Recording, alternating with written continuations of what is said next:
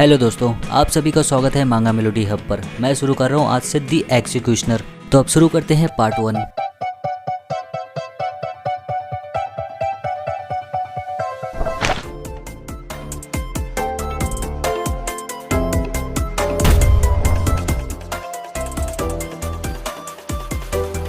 हम देख रहे हैं हर जगह तबाही मची हुई है और इस दुनिया के हीरोज मर चुके हैं और हमारा एमसी गैंग यूं बहुत ज़्यादा हाँफ रहा है, लेकिन वो बैठा हुआ है किसी के ऊपर उसका गला पकड़े। उसका नाम है हेवेंग। वो एक क्रिमिनल है। हंसकर बोलता है, मुझे पता था तू दूसरों से काफ़ी अलग है, तू उन बेवकूफ़ों की तरह नहीं है। गैंग बोलता है, चुप हो जा। हेवेंग बोलता है, मुझे मार दे, वैसे भी तू ही मुझे मारने के काबिल है सिर्फ। गैंग्यो बोलता है, नहीं, मैं वो नहीं हूँ जो तुझे मारूंगा। मैंने अपनी टीम से वादा किया था कि तुझे मैं जस्टिस की चेयर पर बैठाऊंगा और कानून तुझे सजा देगा। लेकिन उसके मन में चलता है, मैं इस दिन को लेकर पछता रहा हूँ, मुझे इधर ही उसको मार देना चाहिए था। हेवेंग एक विलेन जो अपने खौफ से पूरी दुनिया को कांपने पे मजबूर कर दिया था, उसे सजा मिलती है मौत की। और हेवेंग के ऊपर सुपर पावर सेपरेशन डिवाइस लगता है ताकि वो अपनी पावर्स को इस्तेमाल ना कर सके। और वो इस समय जेल में है, बेसमेंट के 5वें फ्लोर पर, रेक्यूलस प्रिजन, जिसमें बहुत सारे विलेंस को रखा गया है। गैंग यू टीवी देखता रहता है। टीवी पे यही बताता है हमारे कुछ हीरोज जो मिलकर लड़े थे हेवेंग के खिलाफ, वो शामिल हुए हैं शहीद हुए हीरोज के अंतिम संस्कार में। हीरोज ऑफ इक्वालिटी ये देखकर गैंग यू को बहुत ज़्यादा चिढ़ आता है। उतने में ही उसका बड़ा भाई आकर टीवी बंद करता है, बोलता है, तुम अभी भी ठीक हो रहे हो, तुम्हें बेड पे लेटा रहना चाहिए, टीवी नहीं देखना चाहिए। उसका बड़ा भाई रेक्यूलस प्रिजन का इंस्पेक्टर है, गैंग हो। गैंग यू बोलता है, गैंग हो, तुम्हें पता है मुझे उसे मार देना चाहिए था, मुझे हेवेंग को खुद से ही मार देना चाहिए था। गैंग हो बोलता है, गैंग यू, तुमने अपने टीममेट्स को वादा किया है।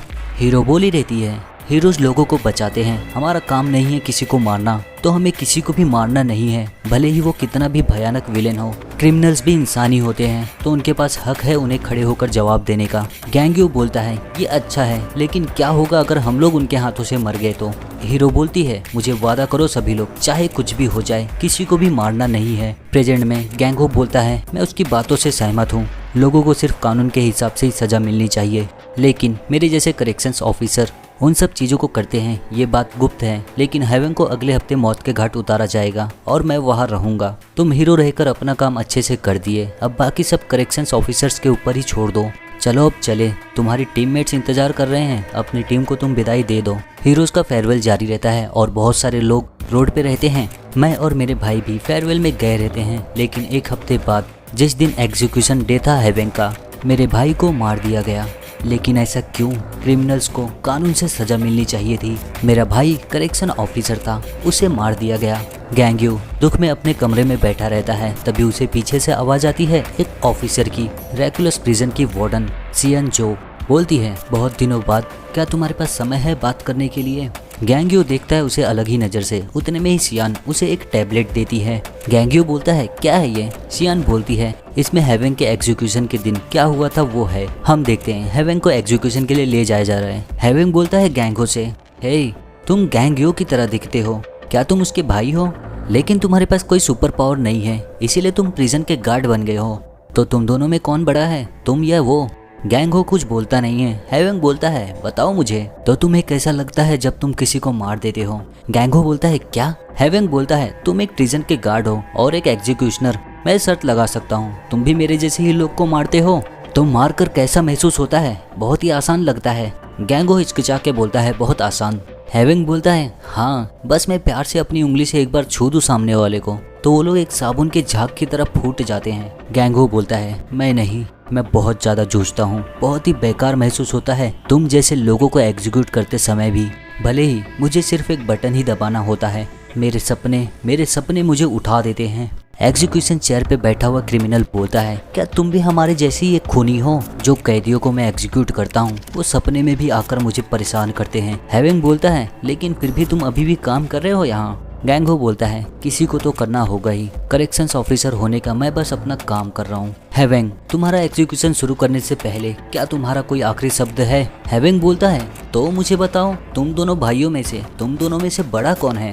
गैंगहो बोलता है, एग्जीक्यूशन अब शुरू करते हैं। फिर हेवेंग के एग्जीक्यूशन का काउंटडाउन शुरू होता है, 3, 2, 1। और जैसे ही 1 पे पहुंचता है वैसे ही लाइट चली जाती है और कैमराज उधर के बंद हो जाते हैं। गैंगहो को पता नहीं चलता आगे क्या हुआ। सियान बोलती है, जैसे ही एग्जीक्यूशन हेवेंग का होने वाला रहता है वैसे ही रेकुलस की पूरी पावर सप्लाई खत्म हो जाती है। उधर के ऑफिसर्स पूरी तरह घबरा जाते हैं, पूरा ब्लैकआउट हो गया है ये, प्रिजनर का क्या हुआ?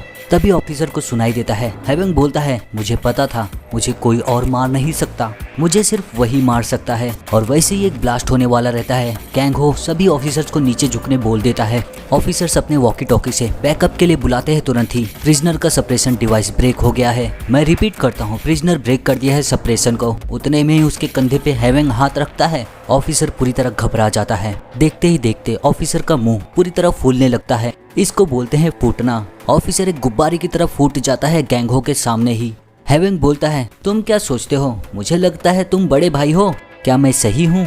और फिर गैंगहो तुरंत ही अपना वेपन निकालता है मारने के लिए हेवेंग को, लेकिन उसका हाथ हेवेंग की एबिलिटी से तुरंत ही फूट जाता है। गैंगहो बहुत ही ज्यादा दर्द में रहता है। हेवेंग बोलता है, मैं सही था ना, तुम बड़े हो।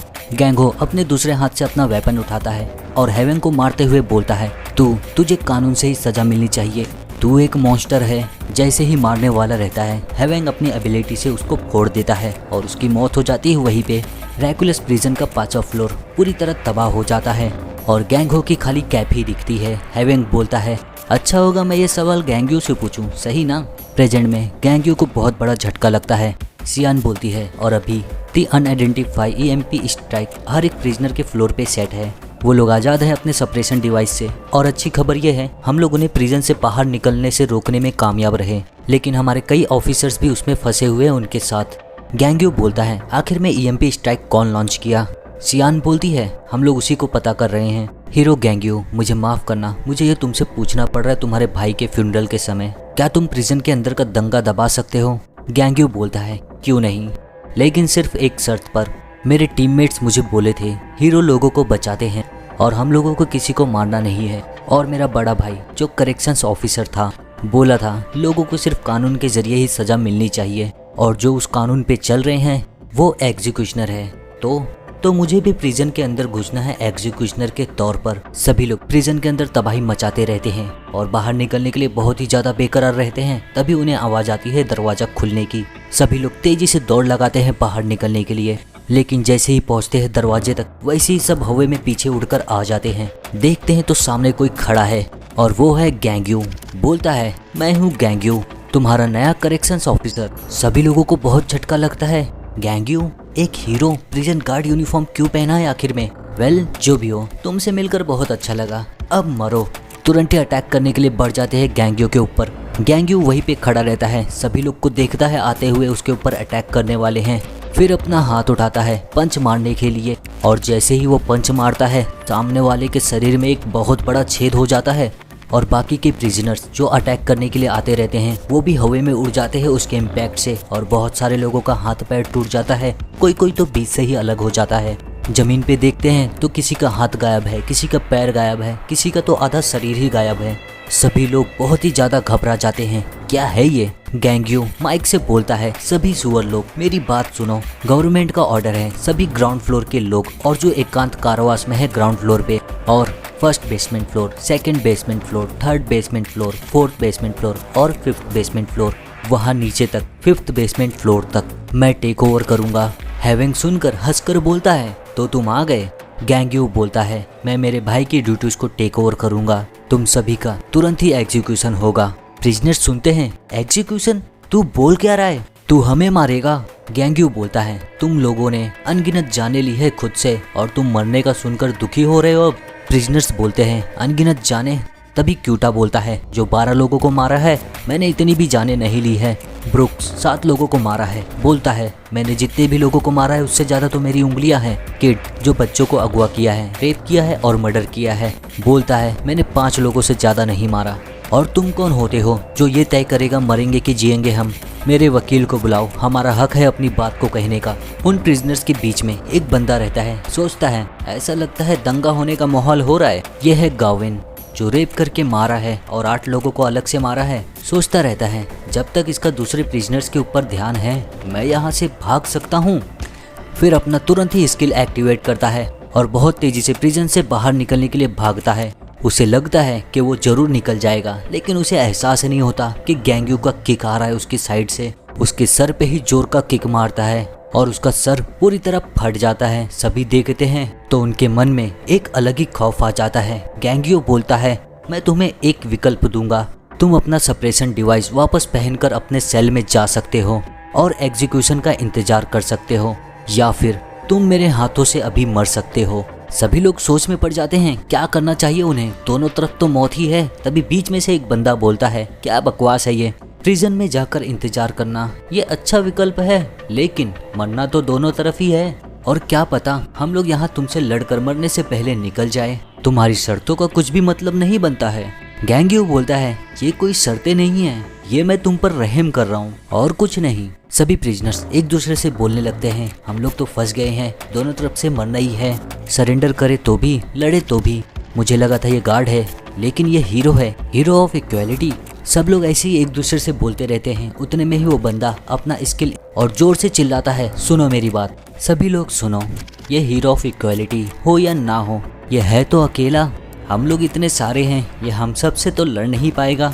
और सच बोलूं तो मैं सेकेंड टियर हीरो को पहले मार चुका हूँ और मैं ऐसा किया था टीम वर्क के साथ। सभी लोगों के मन में एक उम्मीद जग जाती है, सच में तो इसका मतलब। वो बंदा बोलता है सही बोले, इसके नाम से तुम्हें डरने की जरूरत नहीं है, चलो अब जल्दी से अपना काम खत्म करते हैं और आज़ादी ढूंढते हैं। गैंग्यू बोलता है ओह तो तुम वो हो, तुझ जैसे इंसान के बारे में वार्डन मुझे बताई थी। रैकुलस प्रिजन में खतरे के हिसाब से उनका ग्रुप बनाया गया है। ग्राउंड फ्लोर पे रखा गया है 300 सीरियल किलर को जो बहुत सारे लोगों का खून किए हैं, और बेसमेंट के पहले फ्लोर पर 100 क्रिमिनल्स को रखा गया है जो शहर को खतरे में लाए थे। बेसमेंट के सेकंड फ्लोर पर 30 क्रिमिनल्स को रखा गया है जो शहरों को खतरे में लाए थे। बेसमेंट के थर्ड फ्लोर पर रखा गया है 10 लोगों को जो पूरे देश को असुरक्षित कर दिए थे। बेसमेंट के चौथे फ्लोर पर रखा गया है 5 लोगों को जिनकी वजह से पूरे कॉन्टिनेंट में खतरा हो गया था। और बेसमेंट के 5वें फ्लोर पर रखा गया है हेवेन को और उसके साथ 2 क्रिमिनल्स को जो पूरी दुनिया को ही खतरे में डाल दिए थे। मुझे पता है ये बहुत सारे हैं, लेकिन तुमको सिर्फ उनमें से कुछ का ही सामना करना पड़ेगा क्योंकि वो लोग एक दूसरे से उतना दोस्ताना नहीं रखते। बेसमेंट के 5वें फ्लोर पर देखते हैं तो एक लड़की बैठी रहती है। हेवेन बोलता है वाओ, मुझे पता नहीं था कोई और भी है यहाँ, अब मैं अपना थोड़ा समय यहाँ बर्बाद कर सकता हूँ जब तक गैंग्यू यहाँ नहीं आता। सियान बोलती है लेकिन बाकी सभी फ्लोर्स को छोड़कर ग्राउंड फ्लोर का थोड़ा अलग है, वहाँ के सारे प्रिजनर्स इस इंसान से जुड़े हुए हैं और ये है हिलसन। इसके पास स्पेशल पावर है जिसकी वजह से ये चिल्लाकर अपने टारगेट्स को शक्तिशाली बना सकता है। प्रेजेंट में गैंग्यू बोलता है तो तुम ही हो जो हॉस्पिटल में अटैक किया था 30 क्रिमिनल्स के साथ और आम लोगों को मारा था, और सेकेंड टियर हीरो को जिसका नाम है हेस। कुल मिलाकर 8। हिलसन बोलता है 10, वो 10 लोग थे। और तुम्हें पता है जो लेडी हीरो थी वो प्रेग्नेंट थी जुड़वा बच्चों के साथ। गैंग्यू उसे घूर कर देखता है, फिर माइक पर बोलता है वार्डन ऐसा लगता है मुझे थोड़ा दम लगाना पड़ेगा, ये प्रिजन मजबूत तो है ना? वार्डन बोलती है चिंता मत करो, तुम चाहे कुछ भी करो ये प्रिजन टूटेगा नहीं, मैं इसकी गारंटी दे सकती हूँ। गैंग्यू बोलता है तो अब मुझे थोड़ा होल्ड बैक नहीं करना पड़ेगा। हिलसन बोलता है क्या तू मजाक कर रहा है, इक्वालिटी में तू कुछ करता भी था। मैं शर्त लगा सकता हूँ तो अपने साथियों का बलिदान देकर हेवन को पकड़ा है और लाया है फाइनल टेप, मैं तुझे भी वही भेज देता हूँ जहाँ तेरे साथी हैं। और फिर तुरंत ही चिल्लाता है जोर का और अपनी पावर्स का इस्तेमाल करता है जिससे उसके आजू बाजू के साथियों को पावर्स मिलती है। बोलते हैं मुझे महसूस हो रहा है बेहिसाब ताकत, सभी लोग पकड़ो इसे। सभी लोग दौड़ते हैं तेजी से गैंग्यू को मारने के लिए। गैंग्यू अपना पैर उठाता है और अपनी पावर्स का इस्तेमाल करता है, उसके पैरों से शॉकवेव निकलता है और उस शॉकवेव से आधे लोग तो ऐसे ही कट के मर जाते हैं। हिलसन देखता है क्या है क्या आखिर में ये, जमीन पे देखता है तो आधे लोगों की मौत तो ऐसे ही हो गई रहती है। फिर गैंग्यू अपने पैर को नीचे रखने चाहता है और नीचे रखते रखते भी उसके पैरों से शॉकवेव निकलता ही रहता है और जैसे ही उसका पैर जमीन पे पड़ता है शॉकवेव तुरंत ही प्रिजनर को जाकर लगता है। एकास कारावास में जो प्रिजनर रहता है उसे एहसास हो जाता है एक डर का। क्या ये गैंग्यू है? हिलिसन जोर से चिल्लाता है, क्या हो क्या रहा है ये? देखता है तो खुद को हवा में पाता है बाकी सब प्रिजनर्स के साथ, और उसकी नजर जाती है ऊपर, तो ऊपर है गैंग्यू जो अटैक करने जा रहा है सभी के ऊपर एक साथ में। अपना मोड शिफ्ट करता है, मोड 1। हिलिसन बोलता है, रोको इसे, मैंने बोला रोको इसे, लेकिन तब तक बहुत देर हो गई रहती है। देखते हैं तो सभी प्रिजनर्स गैंग्यू के एबिलिटी में लटके हुए रहते हैं।